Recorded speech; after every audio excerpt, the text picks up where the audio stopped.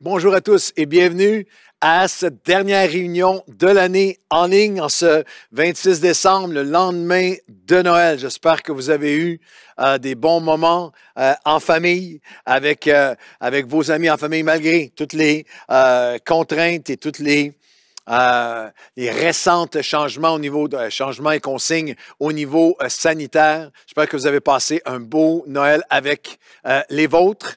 On va être en famille aujourd'hui. Je vais parler à la famille Nouvelle Vie pendant quelques instants sur tous nos sites. Vous êtes tellement sur nos cœurs en ce moment. J'ai une pensée particulière. J'ai vraiment à cœur, dans la dernière semaine, en prière et aussi à cœur, tous les gens qui sont plus seuls pendant la période de Noël. C'est pas facile en ce moment et particulièrement un fardeau sur mon cœur pour les jeunes.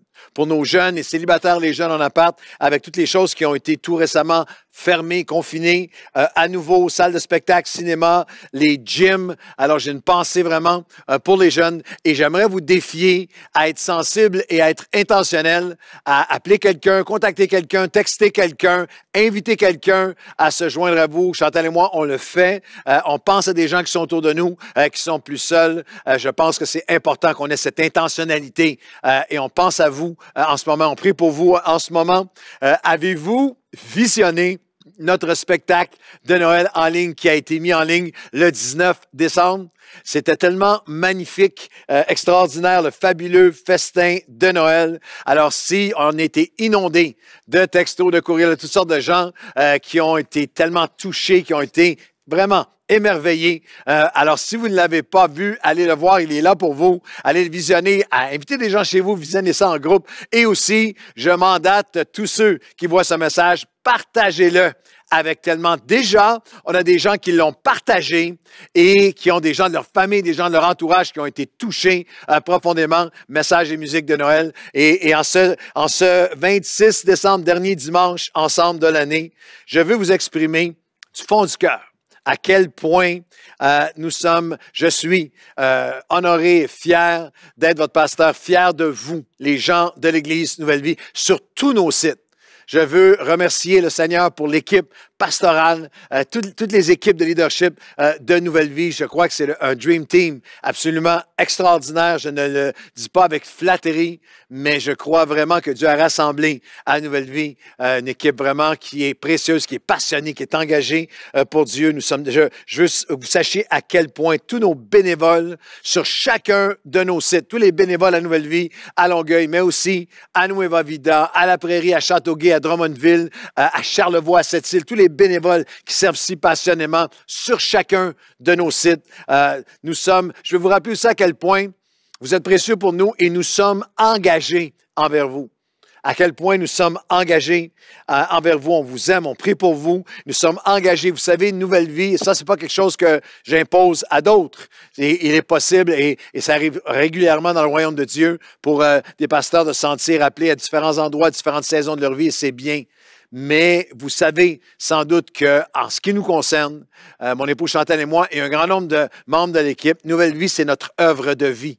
C'est notre engagement de vie. Nous, on a brûlé nos bateaux, on est sold out, on est all-in, on est engagé à vie envers vous. Puis une des choses les plus touchantes pour moi, les plus bénissantes et aussi motivantes pour moi, c'est de voir maintenant des générations de jeunes leaders qui sont engagés envers vous, engagés à servir Nouvelle Vie passionnément, de vos enfants à la pouponnière jusqu'à nos aînés. Nous voulons aussi que vous sachiez, je vous parlais avec un cœur pastoral, c'est très particulier cette année, plusieurs réunions en décembre où on ne peut pas, et début janvier, où on n'est pas ensemble en présentiel. Alors permettez-moi, la famille Nouvelle Vie, de vous dire à quel point nous avons besoin du soutien de chacun. À quelques jours de la fin de l'année, si vous avez fait vos dons de fin d'année, merci. Des milliers l'ont fait déjà, mais nous avons besoin du don de chacun d'entre vous, un don spécial de fin d'année. On a mis le maximum à tellement d'œuvres humanitaires, mais aussi je veux parler à tous les chrétiens de Nouvelle Vie sur tous nos sites. Nous avons cette année investi des centaines de milliers de dollars dans chacun de nos sites, en fait, de la Prairie à Châteauguay, à Drummondville en particulier. Et à chacun des endroits, nous avons investi et on a des plans, on a des engagements pour investir des centaines de milliers de dollars autres. Mais on a besoin de vous. Alors, on appelle toujours l'Église en fin d'année à un don particulier. Si vous ne l'avez pas fait, allez-y dès aujourd'hui, avant le 31 décembre, que vous puissiez tous ensemble, chacun à sa mesure, faire ce don. Et également, nous avons lancé une campagne et beaucoup ont répondu, une semence de reconnaissance pour des dons pour nous aider avec tout l'aspect en ligne.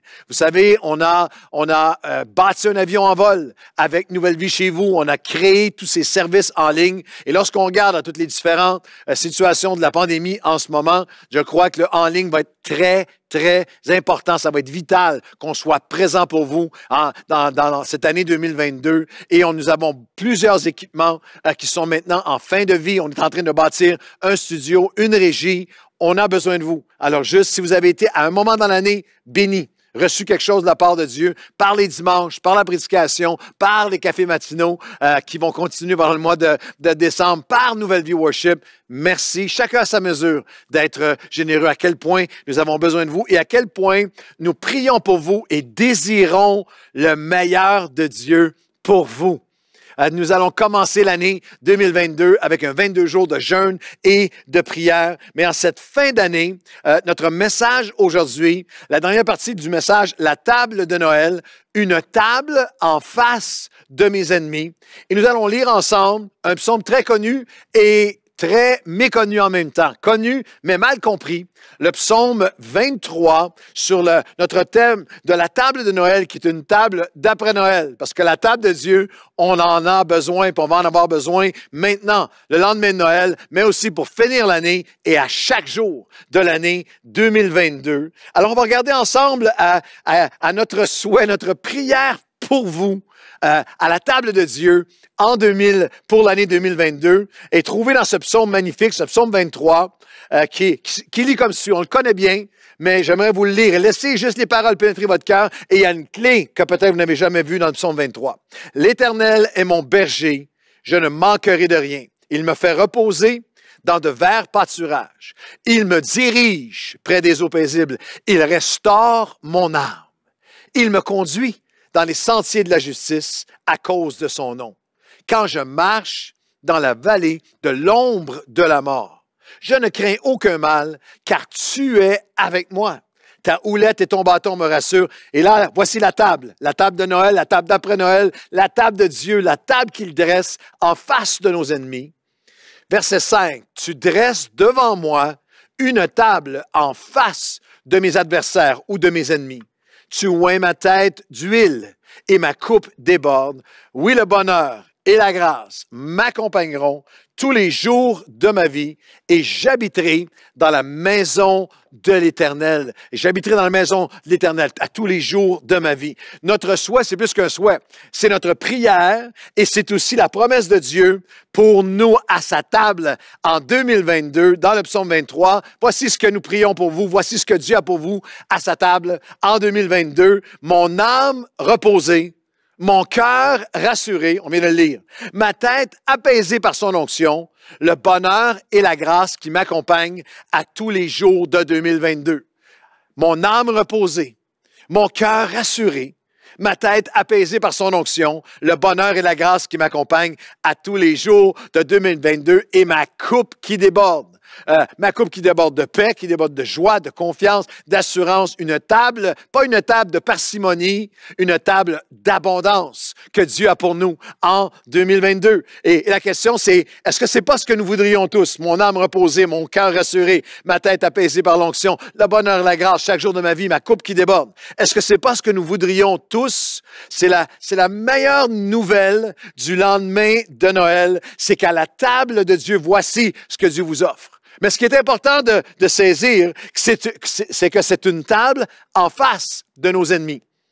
Il y a des ennemis, il y a des adversaires, il y a des vallées, il y a des combats à la table de Dieu. En fait, toutes les promesses du psaume 23 dépendent de cette question. Est-ce que tu vas aller et rester à la table de Dieu en 2022. C'est le paradoxe et le portrait spirituel du psaume 23 qui est si souvent ignoré. C'est un psaume de combat spirituel. Il y a des ennemis en face de la table. Les promesses et bénédictions de la table ne sont pas automatiques, ne sont pas garanties. Il y a un combat. Nous avons accès, mais à ces promesses. Il y a une abondance de promesses, mais il y a des adversaires. C'est une image saisissante. Oui, il y a un berger, il y a une table, il y a un berger, il y a des brebis, des eaux paisibles, le bonheur et la grâce, le repos, mais il y a aussi une table en face de mes ennemis. C'est un paradoxe important. Et le message au complet d'aujourd'hui que j'ai à vous partager pour finir l'année, je l'ai mis sur mon cœur, je le porte depuis des semaines, je l'ai partagé avec le staff de l'Église, mais c'est voici comment je veux finir l'année. Je veux finir l'année à la table de Dieu, avec une table devant mes ennemis. Et le message entier se résume en une phrase. Les promesses du psaume 23, la table en face de mes ennemis, c'est une demande renouvelée pour une direction qui me donnera du repos au milieu d'une dualité bien réelle, dépendant de notre décision et de notre réponse.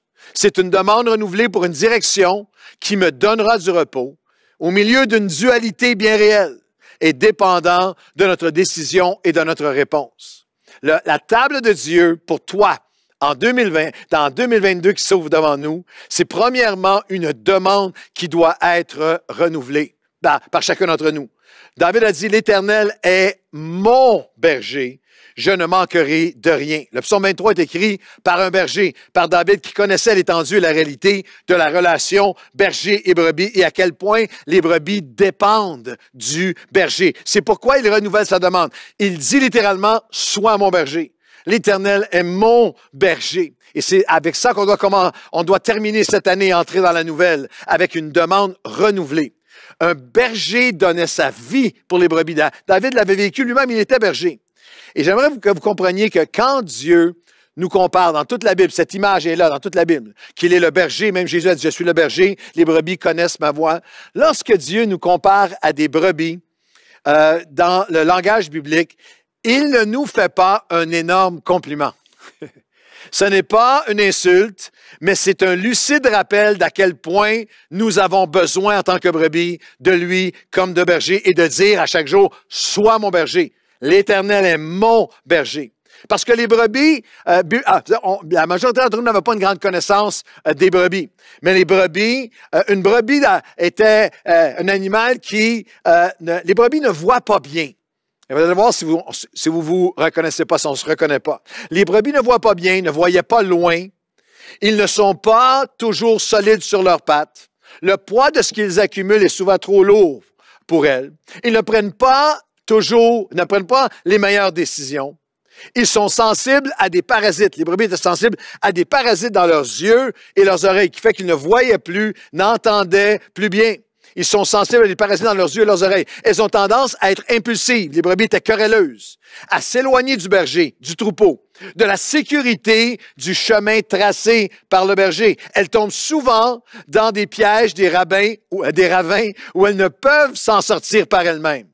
Elles se rendent souvent elles-mêmes vulnérables. En proie, des proies faciles pour l'ennemi, elles se rendent vulnérables. Les brebis ont besoin d'un berger. Est-ce que vous reconnaissez quelqu'un? Le parallèle est important. Les brebis ont besoin d'un berger. Lorsque David dit « L'Éternel est mon berger, sois mon berger », il est prêt, en fait, à faire ce que beaucoup d'entre nous... Enfin, il va plus loin que beaucoup d'entre nous.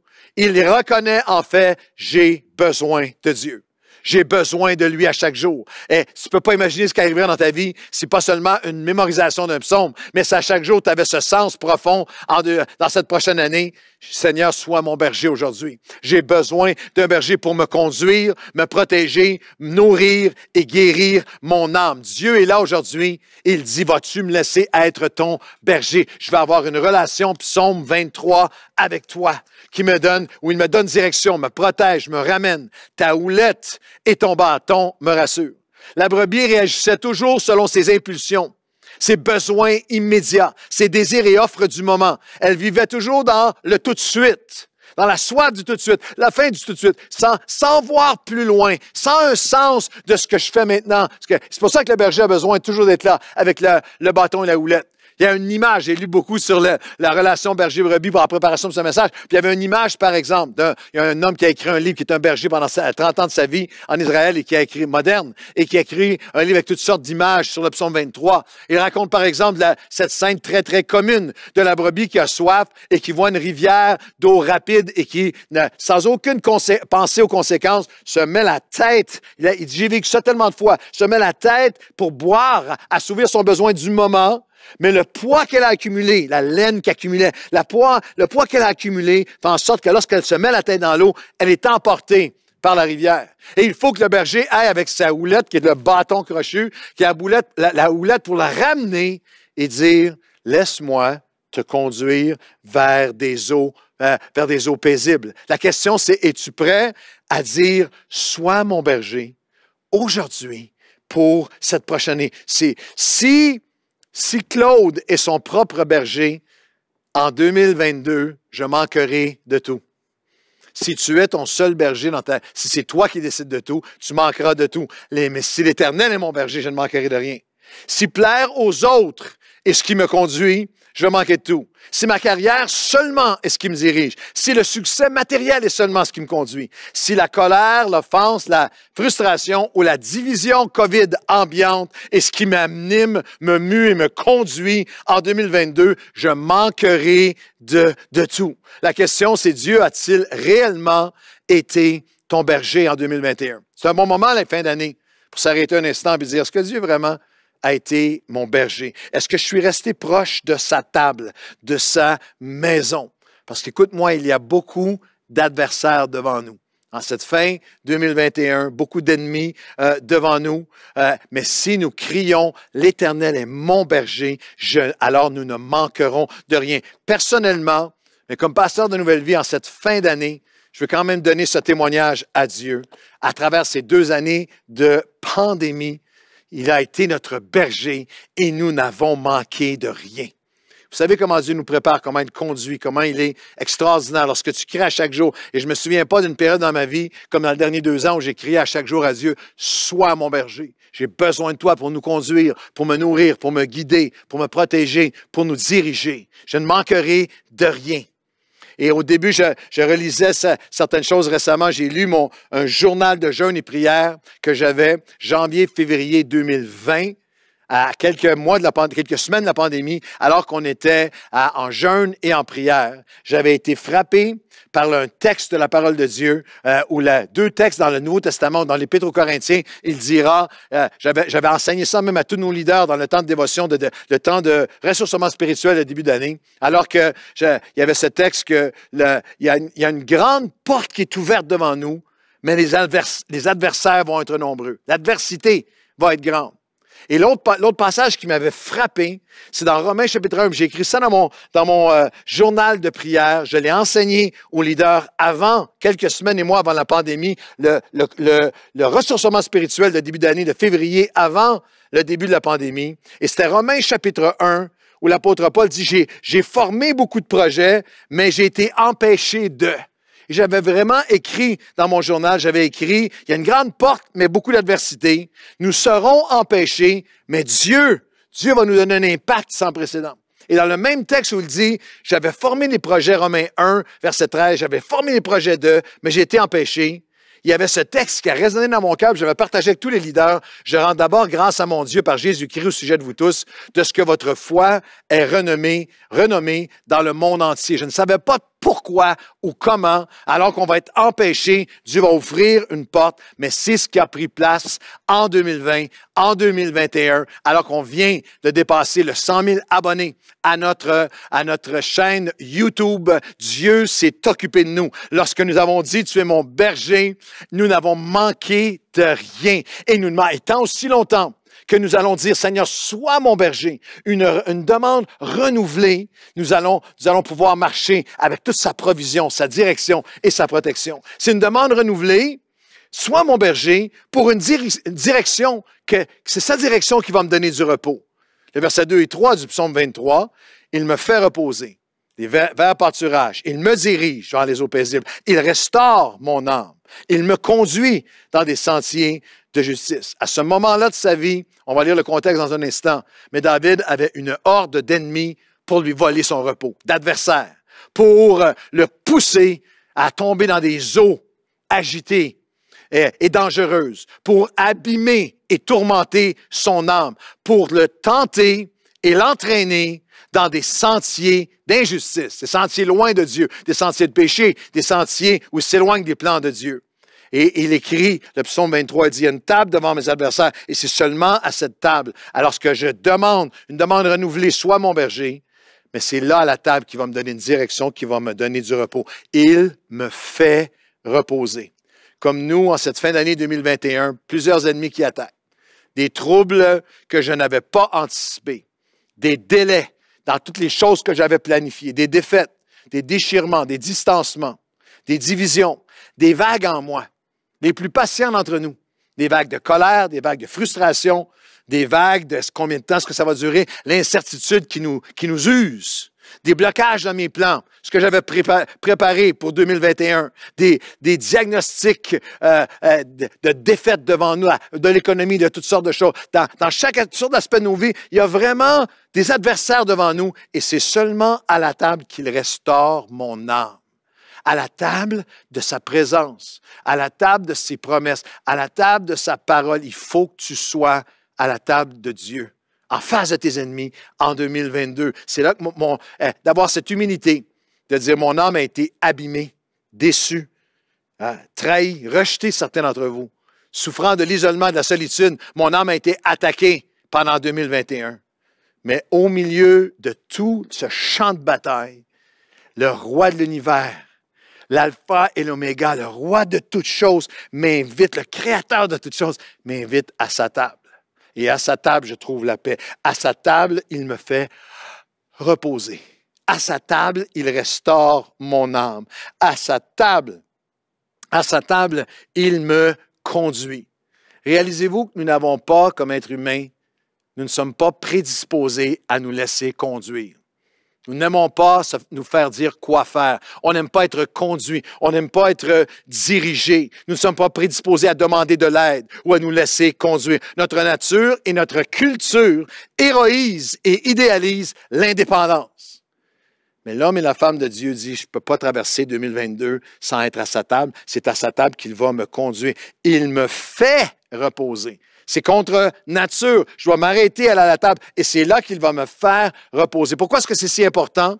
Pourquoi doit-il le faire, me faire reposer? Parce que laissé à moi-même, à mes décisions, à mes rythmes, à mes pulsions, je ne trouve jamais le repos. Je ne trouve pas les eaux paisibles. Je ne trouve pas le chemin de la justice. Il y a une humilité nécessaire. Le psaume 25 dit ceci. Il conduit les humbles dans la justice. Il enseigne aux humbles sa voie. Qui est l'homme qui craint l'Éternel? L'Éternel lui montre la voie qu'il doit choisir. Son âme reposera dans le bonheur et dans la postérité. La postérité, ses enfants, sa famille vont posséder les richesses du pays.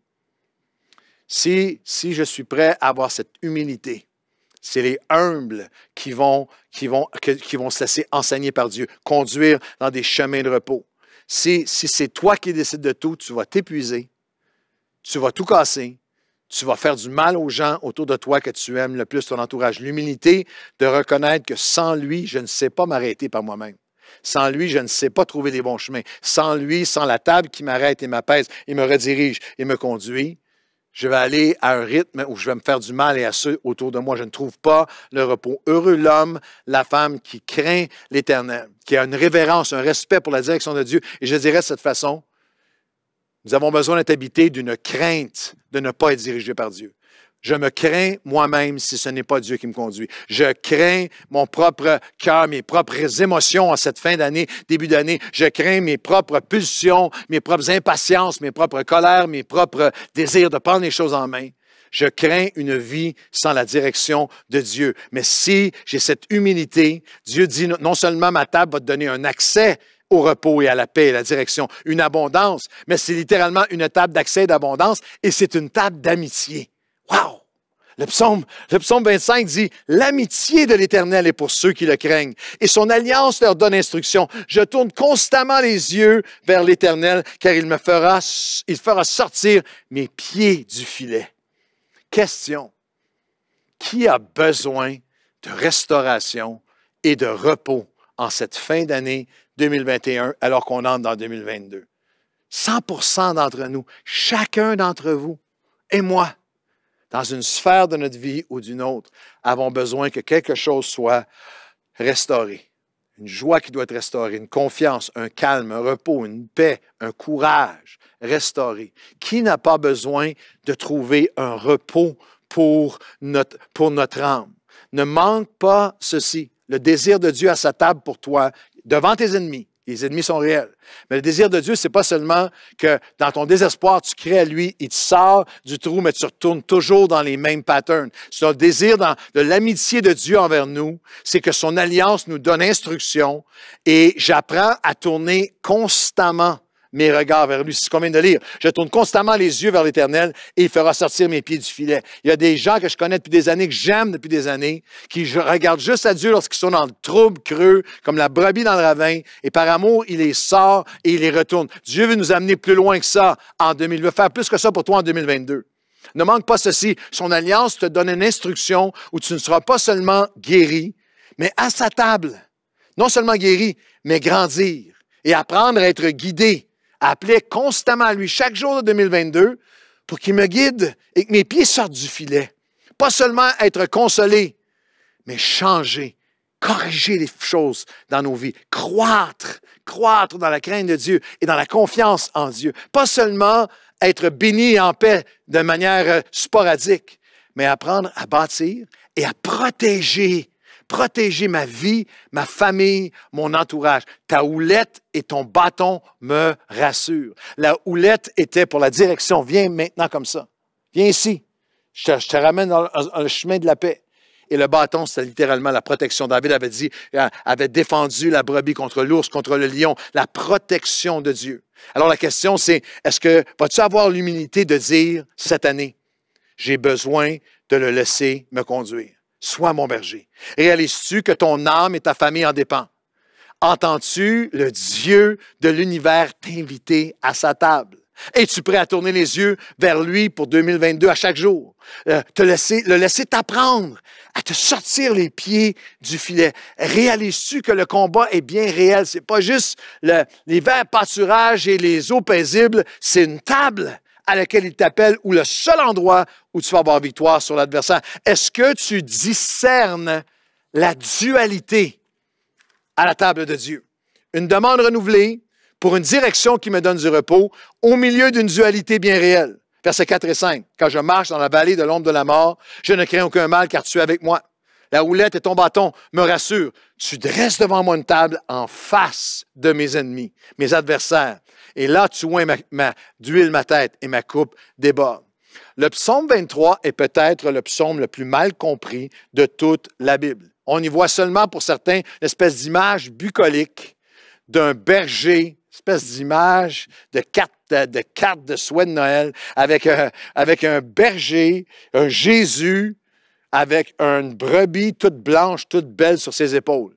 J'étais fasciné de voir qu'il y a même des sites Internet qui vendent de la merch, qui vendent la marchandise sur toutes sortes de produits. Psaume 23, les oreillers Psaume 23, c'est tout le berger, c'est tout bucolique. C'est tout un berger avec une belle petite brebis blanche sur ses épaules. Il y a de tout, là, des signets, des macramés, des peintures, des oreillers, toutes sortes de choses, des sous-verts avec la brebis. J'aimerais que tu saches que c'est pas ça le Psaume 23. Non. Le psaume 23, il y a une jeune fille qui travaille dans notre équipe de com qui me dit, moi, j'ai grandi toute ma vie dans l'Église, j'ai jamais compris que c'est que la table faisait là, les adversaires, au milieu du psaume 23. C'est que le psaume 23, c'est un psaume de guerre, de combat, la vallée de l'ombre de la mort. Souvent, je le dis avec respect, mais souvent, on entend le psaume 23 quand je marche dans la vallée de l'ombre de la mort à des funérailles. Et j'aimerais vous dire que le psaume 23, ce n'est pas un psaume pour les morts, c'est un psaume pour les vivants. Quand je marche, et David marchait dans cette vallée-là, à ce moment-là de sa vie, c'est une table qui est en face de ses ennemis. Je comprends notre désir de rester dans le bucolique, d'une espèce de christianisme aseptisé, hors du combat. Si j'avais écrit le psaume 23, je l'aurais écrit de cette façon, peut-être que vous aussi. Quand je marche loin de la vallée de l'ombre de la mort, épargné, préservé de la vallée, je craindrai rien, parce que tu m'en préserves complètement. Mais ce n'est pas ça qui est écrit. Quand je marche à travers, l'hébreu nous dit, le texte hébreu dit, les anglophones ont traduit through the valley. À travers, quand je traverse la vallée de l'ombre de la mort, la seule raison pour laquelle je ne crains rien, c'est que tu es avec moi, je suis à ta table.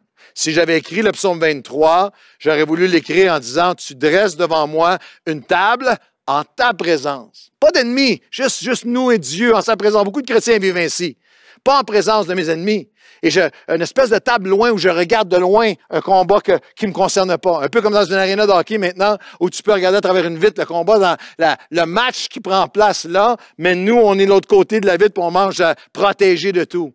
Mais ce n'est pas l'image, ce n'est pas la réalité du psaume 23. L'Église n'est pas une loge avec une table avec le roi qui ignore complètement un combat réel dans la vie de chaque jour. Le psaume 23, as-tu déjà lu le psaume 22? Et le psaume 24, le contexte de cet ensemble d'amalgame de psaumes, c'est des psaumes de combat. À ce moment-là de sa vie, David n'est pas seulement un berger, un poète et un chanteur. C'est un guerrier qui savait qu'il avait besoin du berger. À ce moment spécifique de sa vie, le contexte du psaume 23 n'est pas un pique-nique bucolique sur le long d'un fleuve, un long fleuve tranquille. Vraiment pas. Voici pourquoi David a dit, j'ai besoin qu'il soit mon berger. J'ai besoin d'être à la table parce que des adversaires devant. Je vais vous lire une portion du psaume 22 et le psaume 24, ce qui précède et ce qui suit, le psaume 25, vous lirez à la maison. Et attention, le langage est violent. David était très direct dans ses mots, dans le psaume 22, 14 et 21 et 22. Ne t'éloigne pas de moi quand la détresse est proche, car personne ne vient à mon secours. De nombreux taureaux sont autour de moi, des taureaux de Bassan m'environnent. Ils ouvrent contre moi leur gueule, semblable au lion qui déchire et rugit. Protège mon âme contre le poignard, ma vie contre les attaques des chiens. David était sous attaque, sous poursuite d'hommes qui voulaient mettre fin, qui voulaient le détruire, l'assassiner. C'est une table en face de mes adversaires. Ça, c'est d'un côté du psaume 23. La table en face de mes adversaires. Maintenant, voici le psaume 24. Qui est ce roi de gloire? L'Éternel fort et puissant. L'Éternel puissant dans les combats.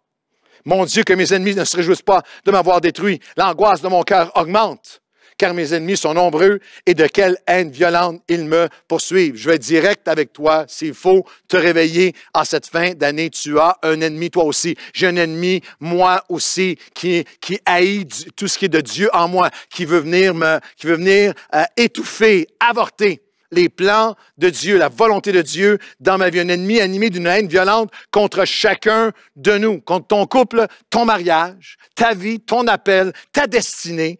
La table de Noël, la table d'après Noël, c'est une table en face de mes ennemis. Une demande renouvelée pour une direction qui me donne du repos au milieu d'une dualité. Il y a une table, mais sois alerte aujourd'hui, il y a un ennemi de l'autre côté de cette table. Et c'est à la table de sa présence, de ses promesses, de son peuple, près de lui que je trouve le repos, qu'il me renouvelle, mais qu'il me donne ma défense. C'est à la table de sa présence qu'il restaure mon âme, libère des angoisses qui augmentent. Il n'y a aucun d'entre nous qui échappe au fait qu'alors que les mois deviennent presque 2 ans de pandémie, à certains niveaux, les angoisses de mon cœur, le psaume 24, les angoisses de mon cœur augmentent. J'ai besoin à chaque jour de dire, Seigneur, en 2022, à ta table comme jamais, où tu fais reposer mon âme, où tu me conduis dans les eaux. C'est à la table que tu vas oindre ma tête d'huile et que ma coupe va déborder à nouveau. Les brebis étaient particulièrement attaquées d'une façon qui était insidieuse. Des parasites qui venaient dans leurs yeux et dans leurs oreilles et qui faisaient qu'ils ne voyaient plus, qu'ils n'entendaient plus. Et toi aussi, tu peux être sous attaque. Et moi aussi, où mon âme est affectée, où je ne vois plus la bonté, la fidélité, les plans de Dieu, où je n'entends plus sa voix, ses promesses. Et le berger avait, le commentateur parlait d'un berger qui disait que c'était les moments où la brebis était tellement tourmentée qu'elle pouvait aller se fracasser la tête sur une pierre juste parce que le tourment était tel. Et c'était l'œuvre du berger d'arriver avec l'huile d'onction et avec l'huile de nettoyer, d'apaiser pour que les yeux voient à nouveau, pour que les oreilles entendent à nouveau. C'est à sa table qu'il me permet d'entendre à nouveau, de voir à nouveau, d'être restauré. Une demande renouvelée, sois mon berger, pour une direction qui me donne du repos, au milieu d'une dualité bien réelle. qui dépend de notre décision et de notre réponse. C'est la dernière portion du psaume qu'on regarde ensemble. Le verset 6, « Oui, le bonheur et la grâce m'accompagneront tous les jours de ma vie. » C'est ça que je veux pour 2022. Mais voici ma réponse, voici ma décision. Voici ma décision et ma réponse. J'habiterai dans la maison de l'Éternel jusqu'à la fin de mes jours. Le Dieu de l'univers, l'alpha et l'oméga, m'invite à sa table. Il a fait la réservation, il a préparé le repas pour moi chaque jour de 2022. Il a préparé son pain de vie pour moi. Il a fait la réservation. Il a payé le prix du repas. Il m'appelle à sa table en 2022. Est-ce que je vais y aller? Est-ce que je vais aller prendre le temps à sa table? Très souvent, et trop souvent, on chante la présence de Dieu, on chante la table de Dieu, on la connaît, on a un discours de la table de Dieu, mais dans la réalité de tous les jours, très souvent, c'est comme, Seigneur, quelle belle table tu me présentes, c'est super, mais je vais prendre mon café pour emporter. Je vais aller au drive-thru, je vais aller au service au volant. C'est merveilleux, mais je n'ai pas vraiment le temps d'aller dans ta présence. Je n'ai pas vraiment le temps d'aller à l'église. Je n'ai pas vraiment le temps d'aller m'attacher à ta parole. J'ai pas vraiment. C'est bon, c'est super, je trouve ça merveilleux. Et même, on est dans une époque beaucoup d'apparence et de. Je vis ma vie chrétienne sur Facebook et de dire, waouh, c'est tellement beau, la table de Dieu. Il faut que je prenne une photo. Il faut que je prenne ça en photo. Il faut que hashtag brunch à la table du roi. C'est formidable. Ça va cartonner en ligne. Ou est-ce que tu vas vraiment dire, Seigneur, c'est pas juste une confession extérieure, c'est pas juste, non, il faut que je vienne à la table. Il faut que je sois là. Tu m'invites à ta table. Et je veux non seulement être à la table plus que jamais en 2022, dans sa présence, ses promesses, sa parole, avec son peuple, dans sa maison. Mais attention aussi, parce que parfois, tu dois confesser que je me suis promené de la table de sa présence pour mon âme à la table qui pollue mon âme, la même semaine, le même mois. Et l'apôtre Paul, on a pris la communion aujourd'hui ensemble, et l'apôtre Paul a dit ceci dans 1 Corinthiens 10, « Vous ne pouvez pas boire de la coupe du Seigneur et de la coupe de démons. Vous ne pouvez pas participer à la table du Seigneur et à la table de démons. » Tu ne peux pas passer ton année à juste prendre la table de Dieu sur le pouce en passant, en mouvement. Je n'ai pas le temps vraiment. À prendre des photos, clic de la table de Dieu, hashtag brunch avec le roi, mais ne pas vraiment t'arrêter toi-même. Et si tu passes ton année 2022 avec un petit bout à la table de Dieu, un petit bout à la table de ce qui m'éloigne de Dieu, ce qui détruit le royaume de Dieu en moi, à la table démoniaque, tu dis, Pasteur Claude, tu es bien trop élevé, table de démons. La table de l'accusateur, la table du menteur, la table qui me fait dévier des plans de Dieu à chaque semaine. Tu ne peux pas passer d'une table à l'autre toute la semaine. Tu dois choisir ta table. As-tu laissé une place à l'ennemi à ta table?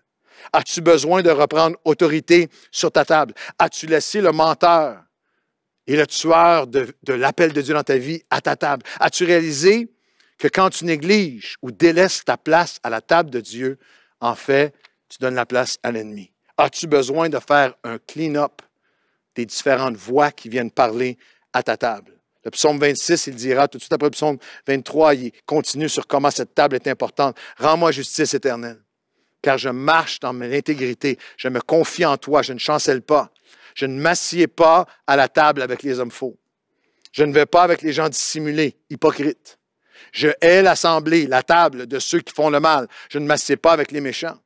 En cette fin d'année, je ne laisserai pas des voix d'amertume, de critique, de compromis, d'accusation, de colère, de division, d'éloignement de Dieu à ma table. Je veux leur dire, hors de ma table.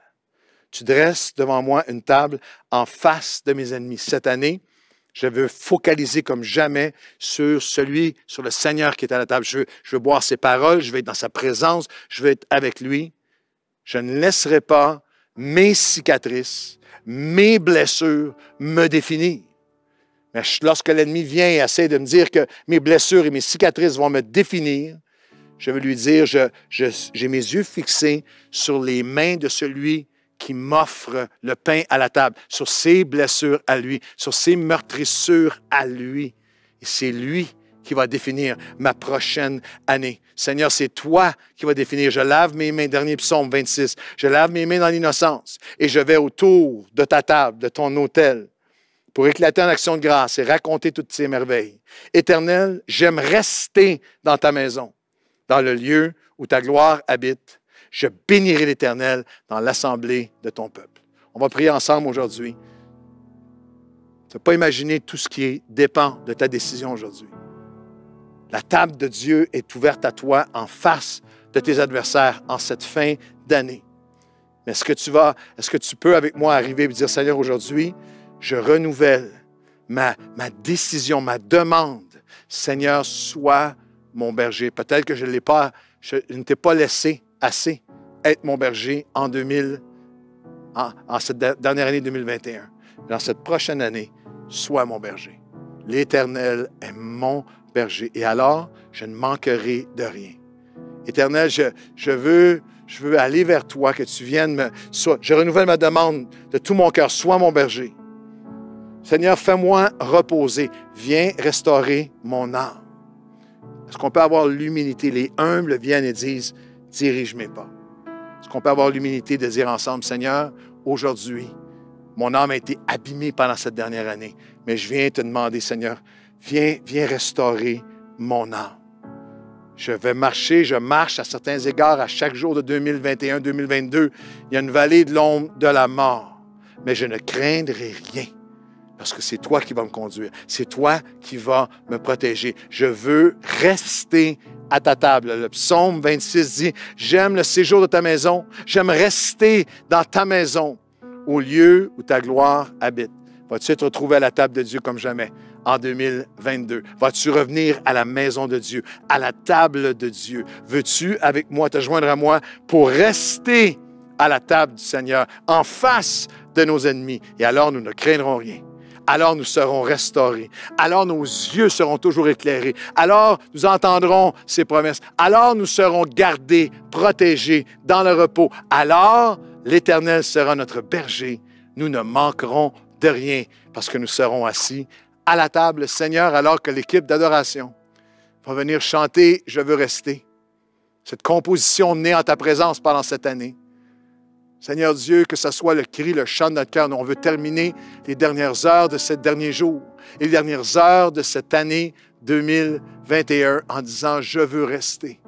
Je veux rester en ta présence. Je veux rester à ta table. » Et Seigneur Dieu, que ce soit l'engagement de nos cœurs à chaque jour de 2022. Je veux rester. L'Éternel est mon berger. Sois mon berger.